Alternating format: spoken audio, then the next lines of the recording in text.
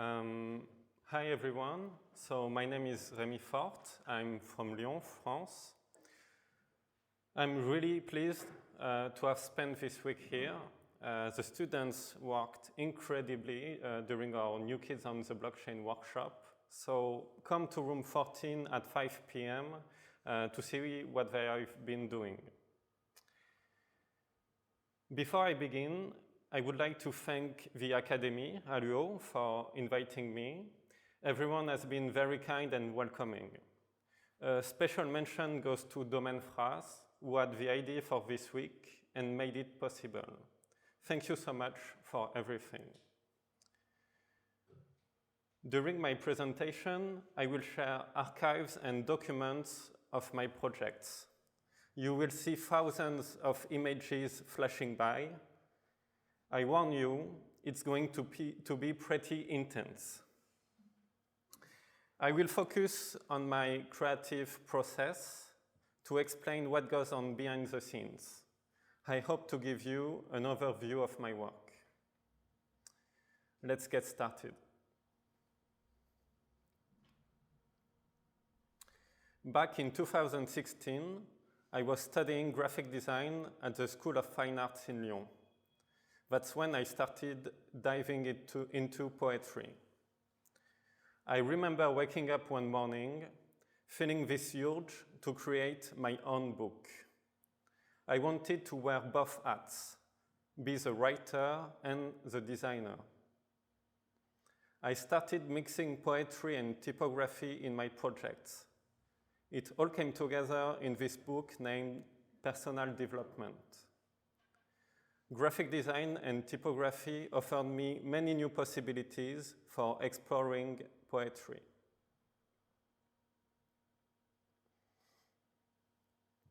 In personal development, I used text fragments from the internet. I found beauty in the everyday language we see online.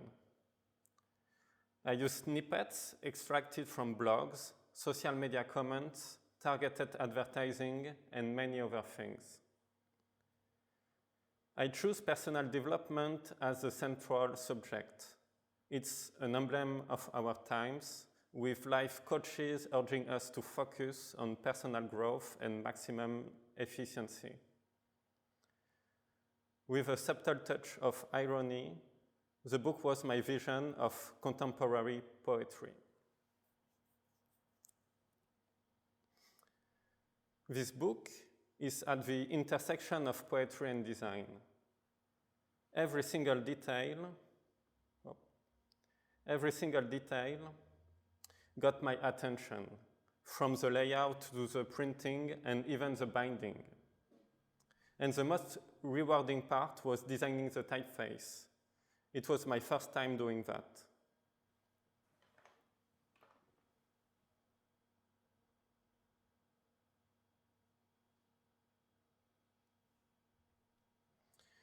My goal was to combine poetry with how it looks on the page.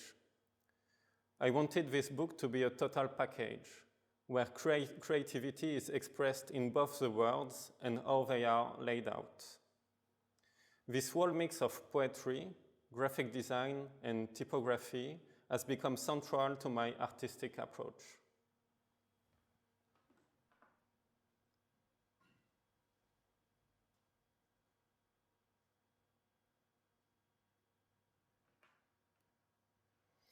So, we talk about my book, Personal Development. It was my master's degree project when I was the age of some students in this room. The slides you see now are basically rough sketches of what became the starting point for a very long-term project, Poetic Program, Typographic System.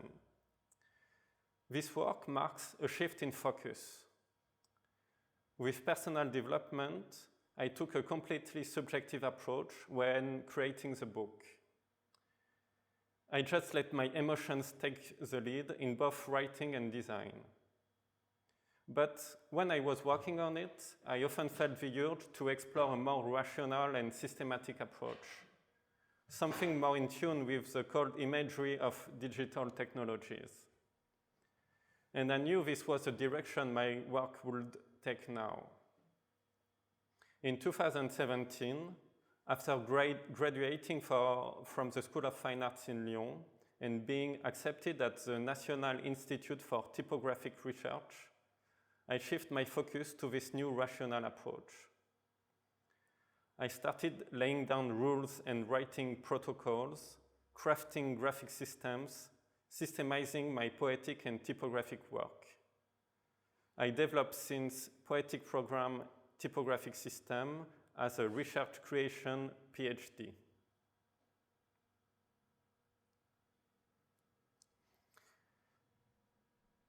In 2018, my design was chosen for the yearly call for application poster of the National Institute for Typographic Research. It was a chance I'd been waiting for to really test out my new theories. The protocols and systems I developed needed a concrete project. Every year, a new poster is created and sent to many design schools. The Institute has trained famous type designers for almost 30 years, many of whom made the posters in the past.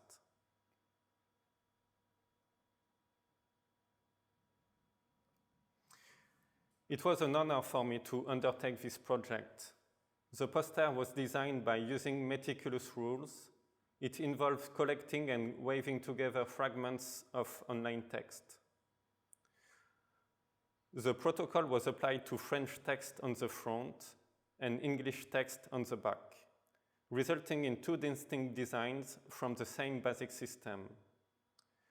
You could call it generative design, but it's all done by hand.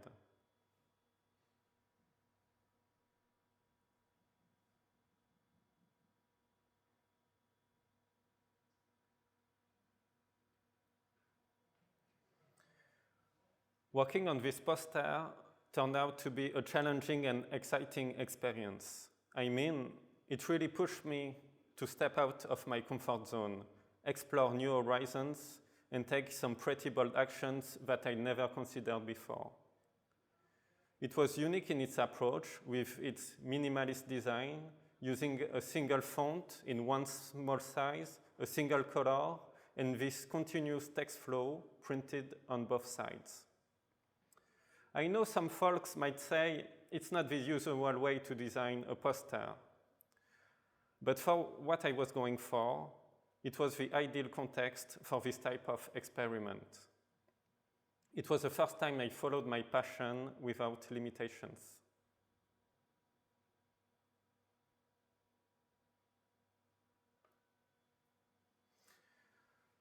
The poster triggered my obsession with grid design. It got me thinking, like, really diving into the whole structure of my text. I started questioning how all those pieces of text wave together to be more and more precise. So I built a grid, an organized framework that ruled every aspect of my page layout: margins, line spacing, font size, and so on. Everything. The idea was minimalism. I wanted to remove all the unnecessary stuff and break it down to the basics. It has become the organizing principle I use in my work. And today, I'm not just using it for myself, I even teach the grid to my graphic design students.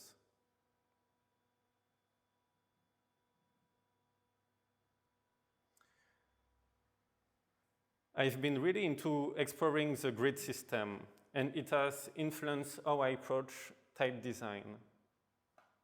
I've been working towards developing a holistic system that covers everything, starting from the nitty-gritty details of the typeface itself to the broader scope of the entire page. For my second typeface, I simplified the design by aligning it to a precise grid.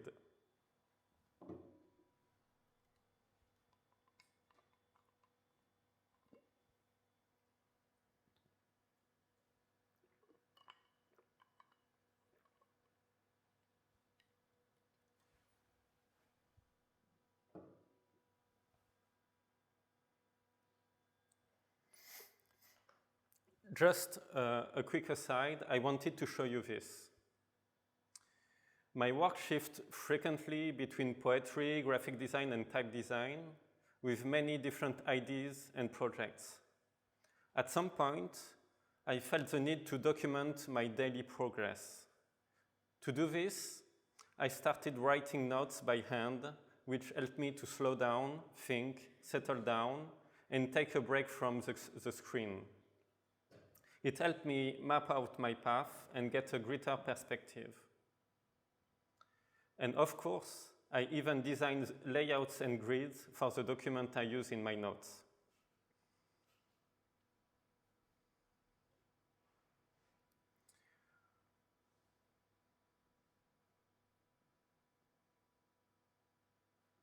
Okay.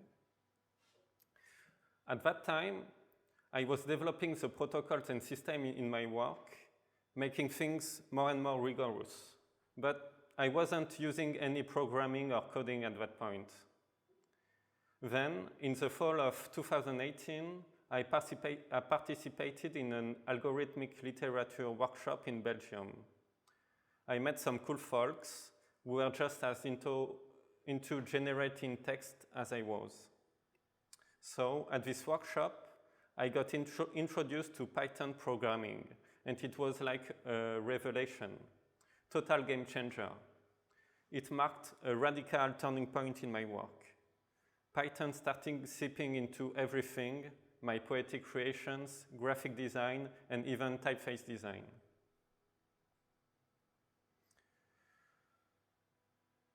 During the workshop, I explored a new poetic approach. I combined the art of coding with my poetry creation. I call it odvil. My goal was to craft visually striking, absurd, and repetitive poetry. I tried to bring to life these generated poems by giving them a graphic and typographic form, emphasizing their mechanical elements and repetitions. While it's still an ongoing experiment, integrating code into my poetic creations was a significant turning point for me. It has been eye-opening.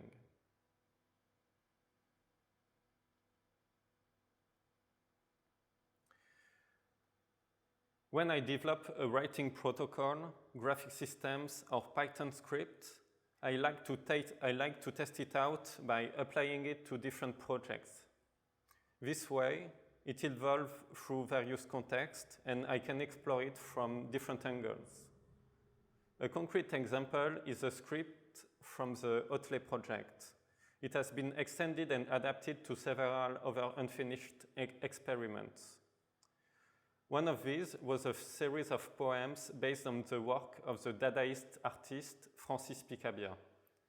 His fascination with absurd machines resonated with my poetry. The project led to a publication in a magazine, but never, not yet, developed into a book.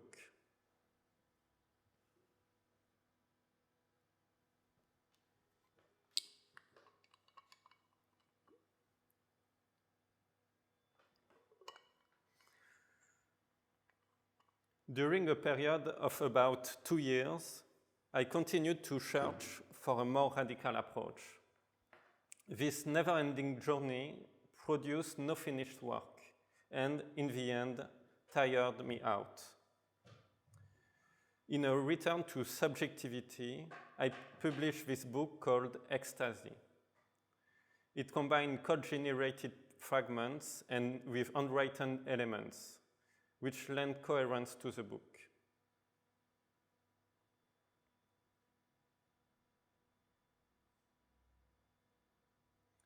And over time, I got better at using Python and saw how it could enrich my poetic creations.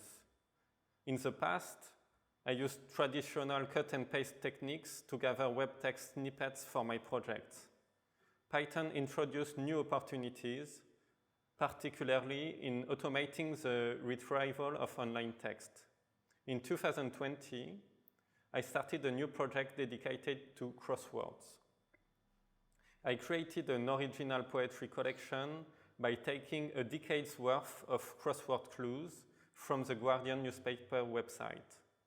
I enjoy reinventing existing content and transposing it into the world of poetry.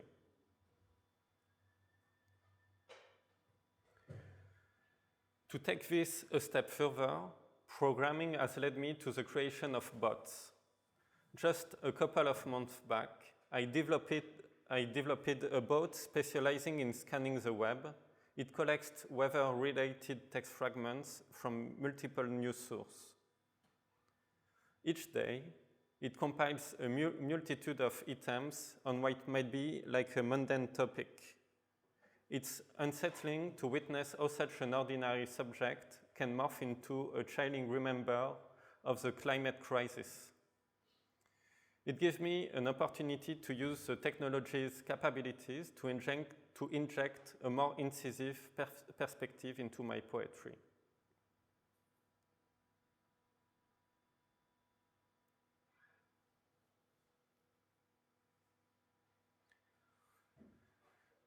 Ten years back, when I was a student, I absolutely loved the typographic experiments created by the Swiss graphic designer Wolfgang Weingart. The plastic qualities of his work deeply inspired me. You can spot those traces of inspiration in this collection of poems. At first, I shared these images on social media just for the pleasure of sharing them.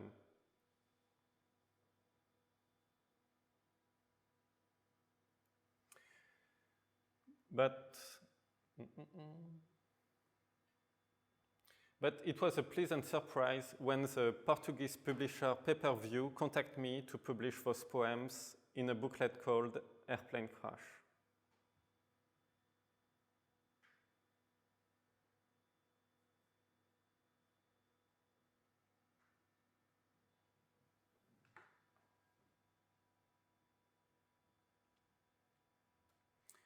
The typeface used in the previous projects is named Perloff. It's an homage to Marjorie Perloff, an American author and critic. Her book, Unoriginal Genius, explores creating literary work through non-original means. This book is fundamental to my research and creative work. I develop what Marjorie Perloff calls writing machines, when using existing text and applying specific protocols. To create the Perloff typeface, I took inspiration from two popular Swiss typefaces, Univerza and Helvetica. They are considered iconic in the typography field. These fonts have greatly influenced the history of graphic design. When designing a typeface digitally, mathematical vector paths are used to define the shape of each letter. This means that the design can be manipulated and calculated using mathematical operations. For Perloff, I used digital files from Univerza and Helvetica and performed a technique called as interpolation. This involves calculating the average shape of every letter in both fonts and combining them to create a new, unique typeface. This method goes against traditional typographic design practices, but I believe it's a relevant application of Marjorie Perloff's idea to the field of type design.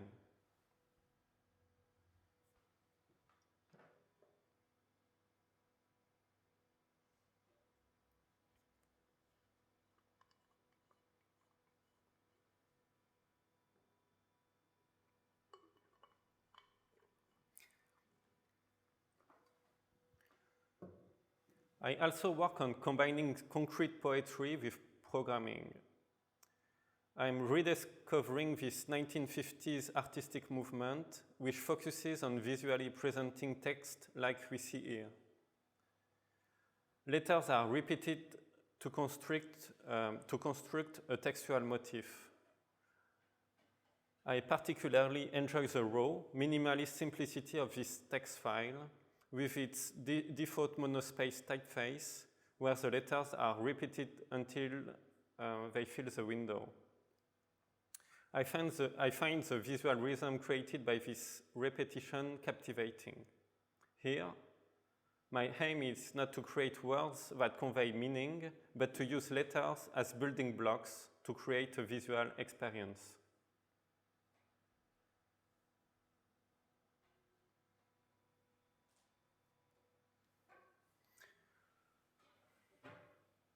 With sliced poems, I decided to break away from my careful text shaping. Here, I intentionally disarticulate the alphabet and juxtaposed chopped up letters in a dense composition. Typography plays a crucial role in this series as it becomes a source of material abstraction.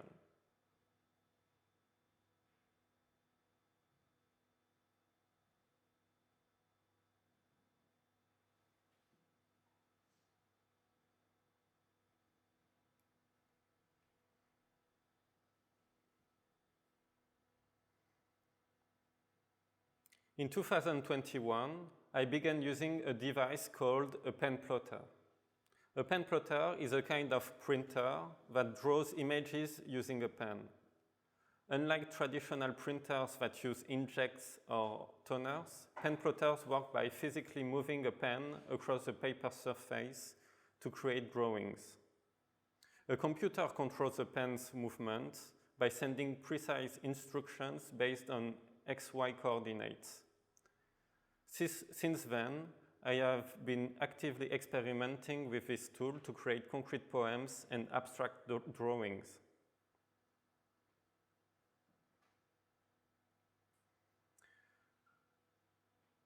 One of the first poems I created using the pen plotter was the HMNRU series. The poem is minimalistic. I only use the letters H, M, N, R, and U, which have similar shapes. To create the poem, I randomly combined the letters, sometimes overlapping them, but always keeping it simple. Now, with the pen plotter, I can even control the machine that prints the letters. The way the ink is deposited on the paper, including the smudges and accidents, becomes an important element of the poem.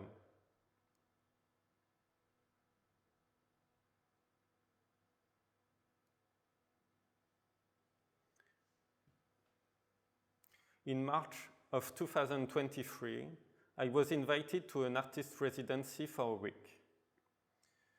During my stay, I was given access to a fab lab where I focused on experimenting with the pen plotter. The project, titled 1,000 Times from A to Z, consisted of 10 poems featuring 2,600 letters.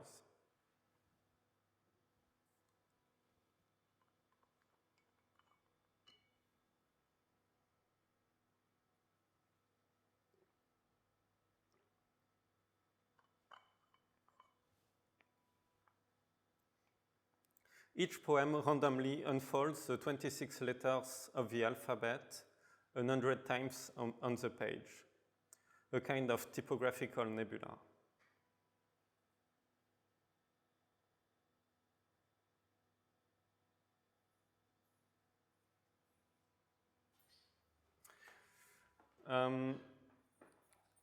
There is a sneak peek of my latest collection of concrete poetry called Introspection, which I'm excited to share with you. It features geometric compositions created using typography. My intention was to explore more constructed and complex visual forms. It's inspired by geometric abstraction and artists like Annie Albers, Max Bill, or Bridget Riley. It also pays homage to the typewriter poetry movement, which has a significant impact on my work. The American publisher Container will release the project in the first part of this year.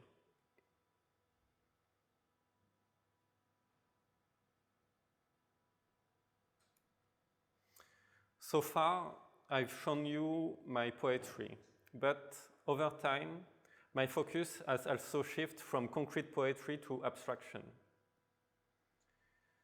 I replaced the letters I previously used to repeat in my poems with geometric patterns.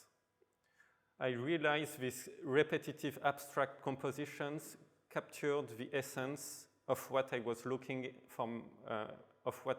for in my poems.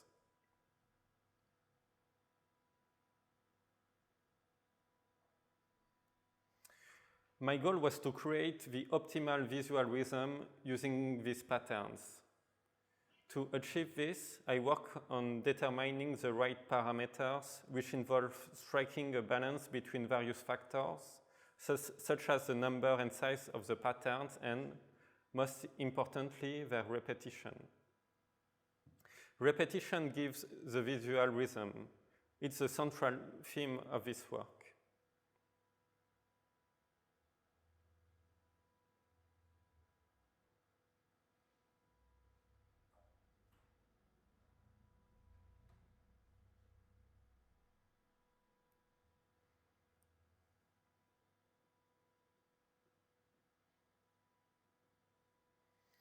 These experiments led to the publication of the book Lines in Squares.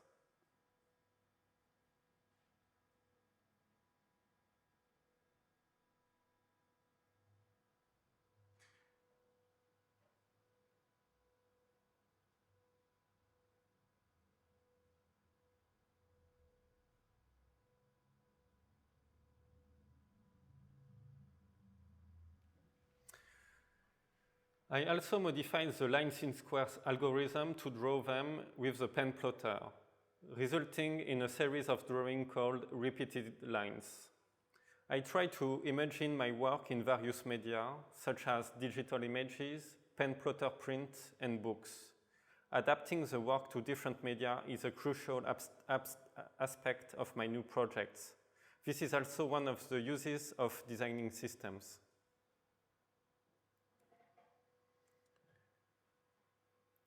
Minimal Accident is the latest series of drawings I created using the pen plotter, where each graphic element is reduced to its bare essentials. In this work, two series of lines are randomly superimposed, creating a subtle mesh and an optical illusion. My goal is to make images with the fewest elements possible, like trying to make the best dish you can with the fewest ingredients. It's a tricky feat, but it can be done with practice, experience, and patience.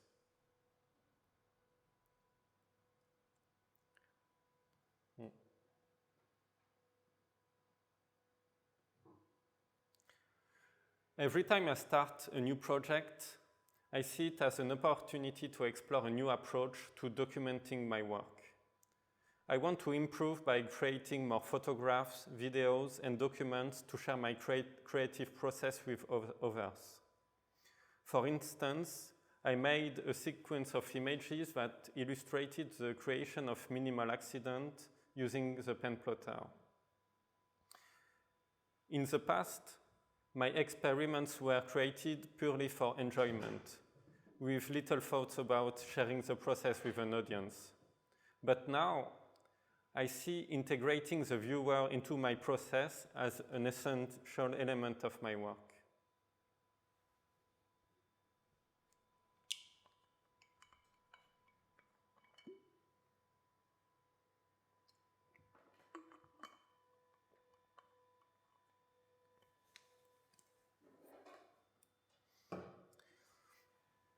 Come on.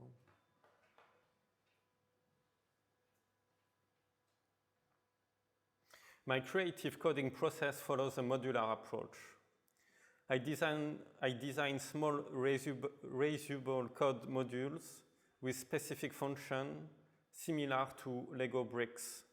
For example, I recently created a script that optimizes the size and layout of shapes on a page using trigonometry. Every new code module I create is a new tool and that opens up new possibilities. Whether I use them in standalone projects or incorporate them into existing ones, they allow me to explore new paths and see where they lead.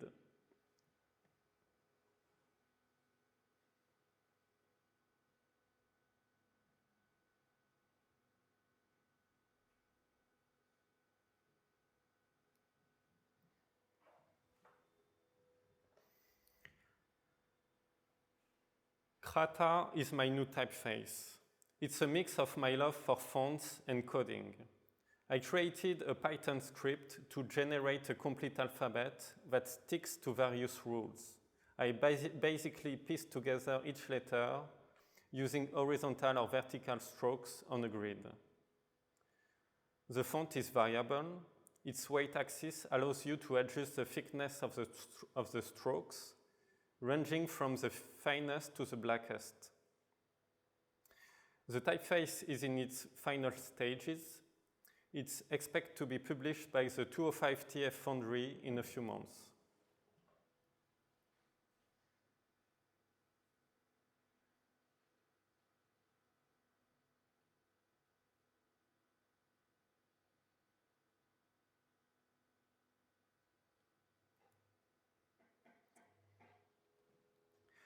I have many unfinished and abandoned projects in my archives.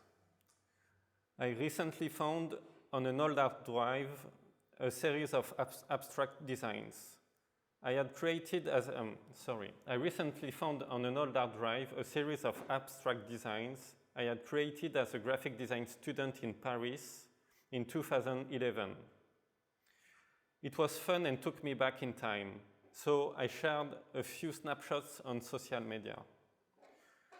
I was surprised when Derek Beaulieu, the Canadian poet and publisher, expressed interest. Our collaboration resulted in a booklet of around 20 pages titled The Spectre of Mallarmé. The experience made me realize two things. One, my interests have remained unchanged after more than a decade. And two, forgotten projects can get a second life in unexpected ways.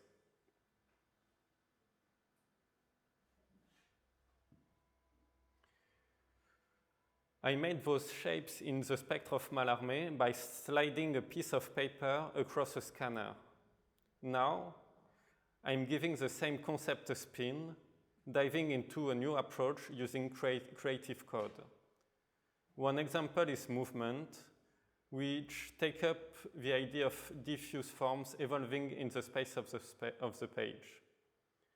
I'm really into how my different experiments blend together. They all bring something to the table and keep evolving.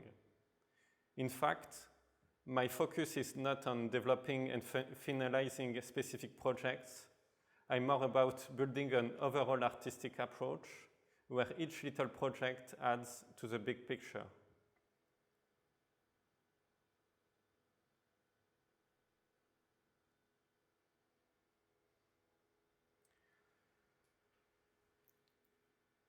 The pen plotter is great for making highly complex drawings. Many generative artists who use this tool often do, and the results are spectacular. I do things a bit differently. I like to think about simple but important questions, like, what does it mean to draw a line? When I make my drawings, I watch how the pen moves on the paper, see how the ink gets soaked up, and check out the little quirks in the lines. In my uncertainty series, the pen plotter just draws one super long line, going from left to right without lifting the pen tip from the paper. The lines crisscross and make this cool moiré effect that is very satisfying. I'm always rewarded when I go for simplicity, question the root of something, and seek deeper understanding.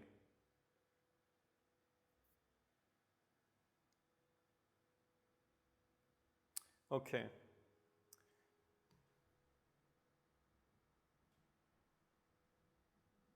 One last project to finish this presentation.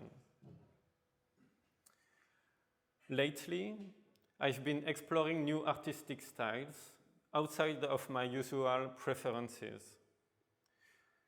While I typically create monochromatic pieces, I've been working on a series of vibrant, colorful images.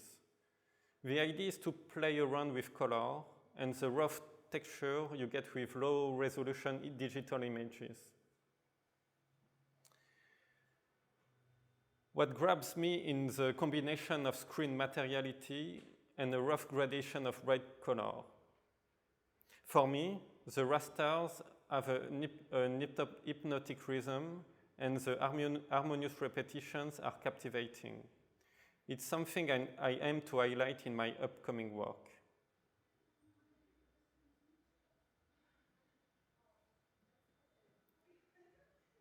Merci beaucoup.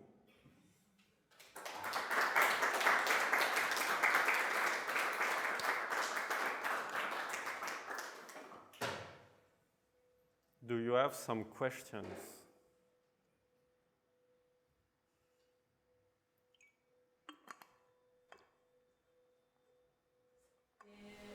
What are your plans for like the future?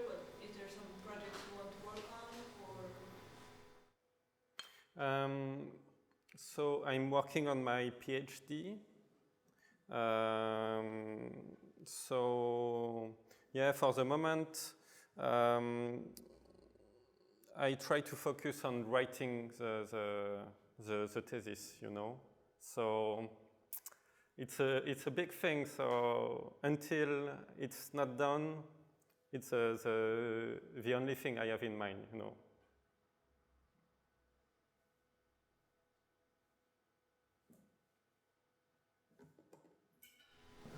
Tell me, does this get exposed in poetry circles, or do people react to, like curators, do they put you together with other types of artists? Or it's simply closed in a little bit of a niche right now? I think it's closed in a niche, but you know, I'm not from the poetry scene. So when I saw some people from around the world, in Canada, US, Germany, and so on, interested in my work, I was very surprised and pleased. So yeah, you know, for me it's already really nice to be in this circle because I met many people. So yeah, that's great.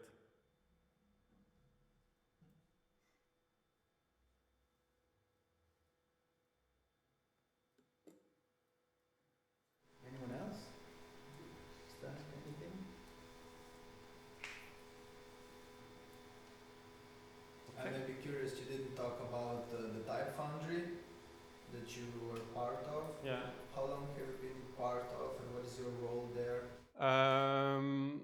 I'm there since 2019. It's my 5th year. So the name of the Type Foundry is 205 TF. We are in Lyon. Hello.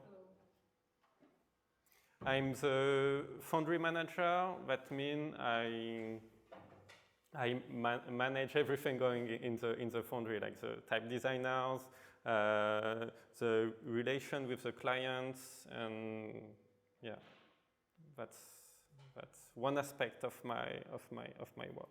But yeah, the presentation was more focused on my research work.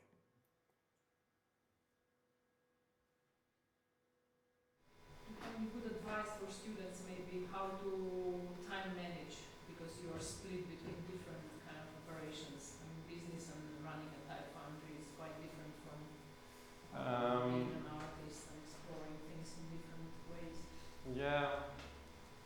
How do you manage both? Or even just writing a PhD and doing practical stuff. Yeah. This is something I try to explain to the students during the week at the workshop, but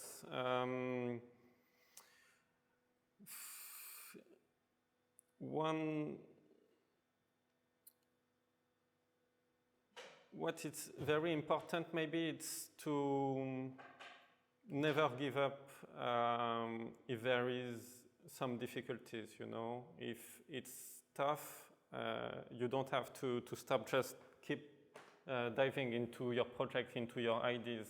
And yeah,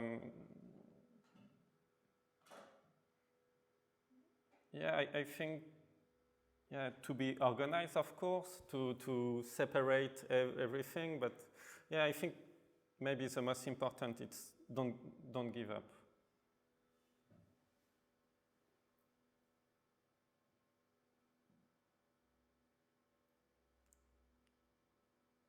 Okay, one last question. Jan, no question? Are you sure? Okay. Thank you. Thanks a lot. Thank you.